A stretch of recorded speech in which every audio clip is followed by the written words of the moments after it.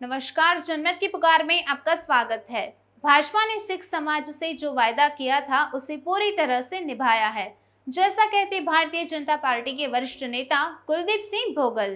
बुधवार को press conference आयोजित कर भारतीय जनता पार्टी के वरिष्ठ नेता कुलदीप सिंह भोगल ने कहा कि 84 के दंगों में शामिल लोगों से कानपुर के 4 गुनहगारों को एसआईटी की टीम ने चिन्हित कर जेल की सलाखों के पीछे डालने का काम किया है।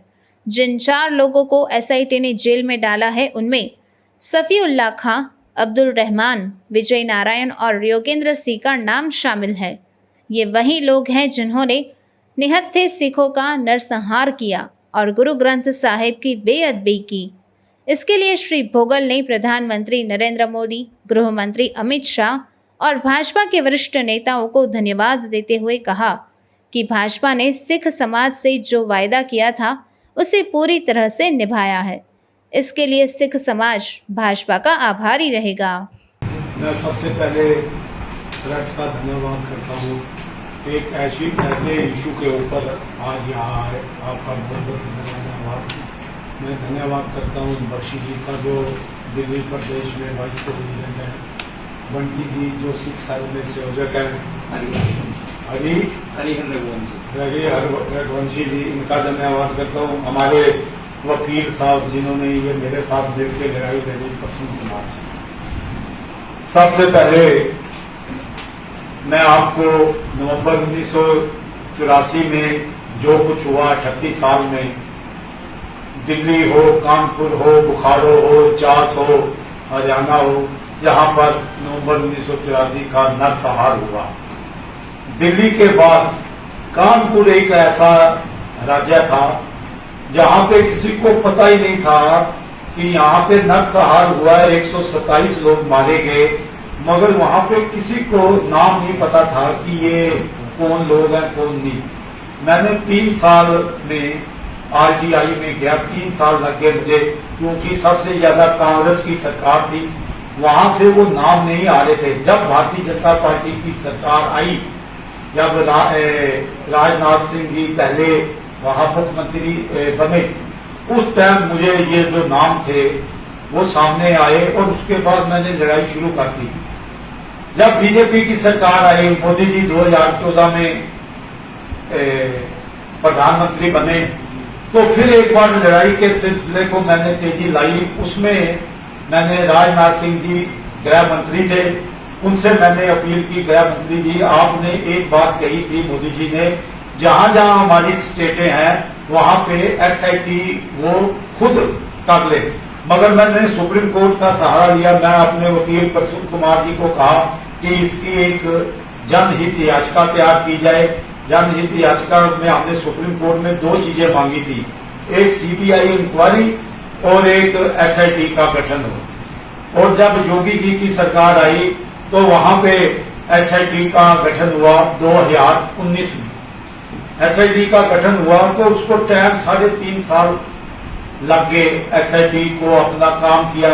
हमें सबसे बड़ी पॉपुलेशन ये आई कि पूरे पंजाब में थे जो लोग गवाह थे, वो डर की वजह से गवाही नहीं देते थे, मगर भगवान का शुक्र है, वाहिगुरु का शुक्र है कि हमें 1.5 साल लग गया गवाहियां भुगताने में। उन्होंने गवाही दी, मतलब 34 नाम तो आए, मगर उसके साथ 34 का डबल हो गया, 68 लोग जो आज गुनाहगार की लिस्ट में हैं।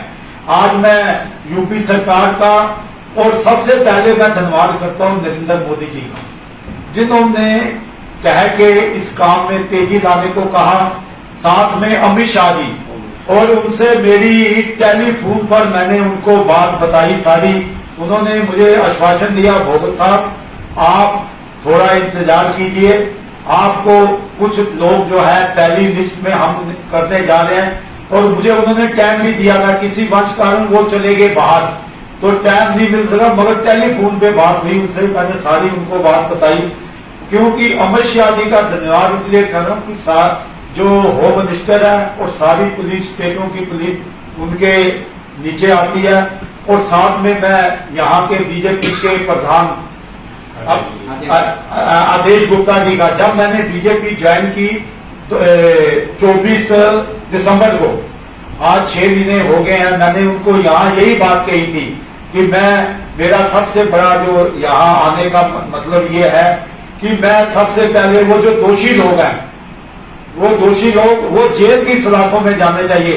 आपको एक बात मैं और बता दूं, अभी 4 दिन पहले मुझे एक चिट्ठी आई SIT की तरफ से कि हमने इसका कार्यकाल 4 महीने और बढ़ा दिया है। मैंने वकील साहब से बात की और मुझे खुशी इस बात की है कि 4 महीने का जो कार्यकाल उन्होंने बढ़ाया, उसमें ये जो पहले 4 लोगों को उन्होंने चिन्हित करके जेल की सलाखों में भेजा।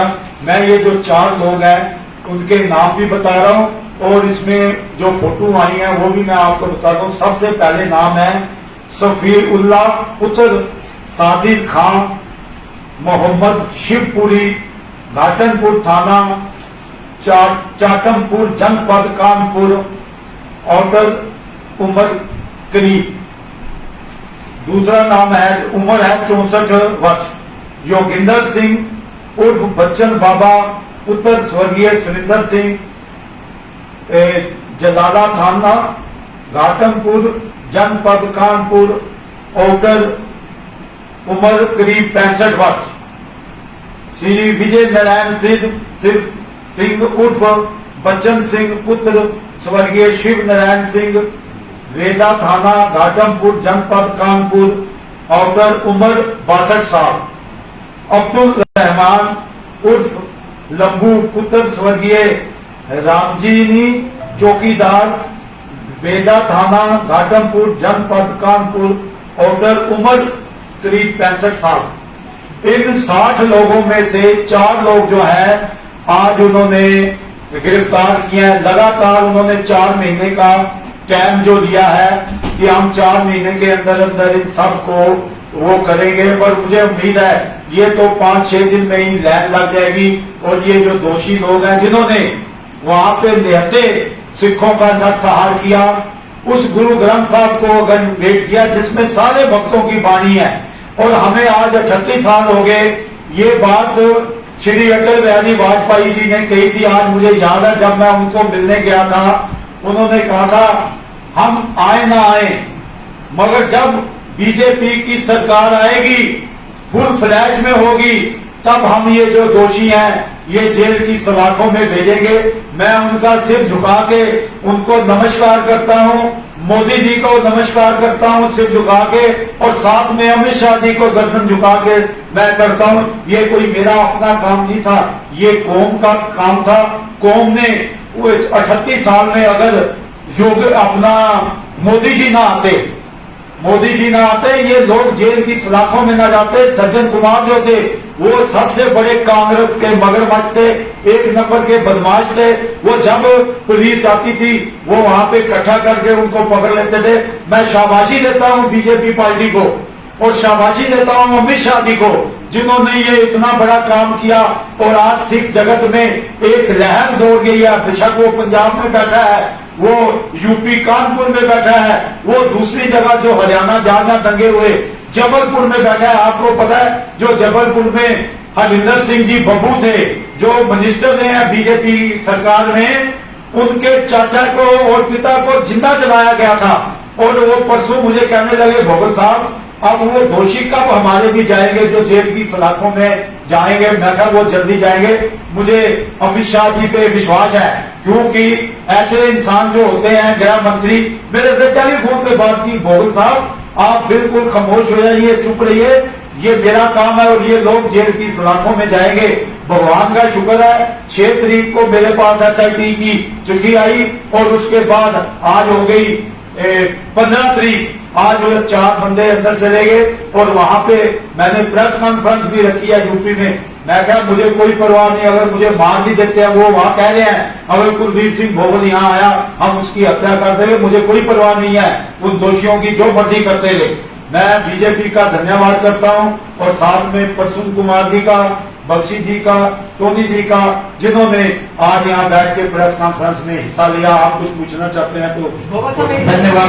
साहब आपके सवाल। 38 साल हो गए इस पूरी हिंसा, वो कानपुर में भी हिंसा हुई थी, 127 लोगों की जान गई। इसमें अब लेटेस्ट अपडेट क्या है, कितने लोगों को सजा हो गई है और कितने लोगों को सजा होनी है? आप देखिए 60 में से 4 लोगों को सजा आज अंदर गए हैं रात को, कुछ और लोग जाएंगे। तभी इन्होंने 4 महीने का टाइम दिया है कि 4 महीनों से पहले ही हम चाहेंगे कि वो अंदर चले जाए। ये हिस्ट्री में पहली बार हो रहा है। इतने सारे लोग जो है जिन्होंने सिखों का नरसंहार किया, वो लोग जेल की सलाखों में जा रहे हैं। आज मैंने कहा ना कि भारतीय जनता पार्टी ने अपना वादा जो था वो निभाया है सिखों के साथ। एसआईटी जो 4 महीने आगे बढ़ाई गई है, वो क्या अपने 4 महीने कार्यकाल में 60 लोग जो बता रहे हैं आप दोषी हैं सिखों का नरसंहार, उन 60 के 60 को आप लोग जेल की सलाखों में पीछे भेज पाएंगे इन 4 महीनों? बिल्कुल भेज पाएंगे, क्यों नहीं भेज पाएंगे। अगर सज्जन कुमार देश की राजधानी दिल्ली में जा सकता है, उसके साथ ही जा सकता है। वहां तो कुछ नहीं है, वहां जाएंगे। योगी जो है जी है लोग, वो बड़ा फैसला सख्त लेते हैं। उनको पता है, जब वो दिल्ली में रहते थे मेरी उनसे बात हुई थी, वो कहते हैं ये जो नरसंहार हुआ है ना और गुरु ग्रंथ साहब को अगर भेंट किया गया, ये गुरु ग्रंथ साहब हमारे भी हैं, क्योंकि इस पे सब भक्तों की वाणी है। आज मैंने कहा अब मैंने अरदास कर दी है जाके गुरु तेग बहादुर के स्थान पे, और वो जो 84 की यादगार बनी है कि सच्चे पातशाह मोदी जी को इतनी उम्र दे, अमित शाह जी को इतनी उम्र दे कि ये जो सिखों के कातिल हैं उन्होंने जेल में भेजने की पहली शुरुआत की। अभी गुरु तेग बहादुर के स्थान में बख्शी जी जाएंगे, सारे लोग जाएंगे, वहां पे हम अरदास करेंगे कि ये लोग जो है आज जेल की सलाखों में गिरे। आखिरी सवाल पंजाब के अंदर सिचुएशन है लगातार खराब हो रही, जिस तरह से क्राइम बढ़ रहा है, प्लस बीते दिनों एक नोटिफिकेशन जारी की गई है पंजाब के डीजीपी के द्वारा कि दिल्ली के मुख्यमंत्री अरविंद केजरीवाल जब भी पंजाब का दौरा करेंगे, जिस क्षेत्र का दौरा करेंगे, उस क्षेत्र के सभी जो लाइसेंसिंग हथियार हैं वो पुलिस जो है अपने पास जमा करा लेगी। ऐसे है, आज हमारा जो इशू है ना वो 1984 का है। मैं इसमें जाना नहीं चाहता, क्योंकि झूठे इंसान के बारे में मैं अपनी जबान गंदी नहीं करना। वो झूठा आदमी है, उससे हम कोई नहीं है। वो भारतीय जनता पार्टी यहाँ पे बताएगी। आज हमारा इशू 1984 का है, उसके लिए मैं आज यहाँ आया। अगर आपने हमारा अभी तक चैनल सब्सक्राइब नहीं किया है तो कृपया चैनल सब्सक्राइब कर लें, लाइक करें, शेयर करें, कमेंट करें। तो मिलते हैं फिर किसी और खबरों के साथ। नमस्कार।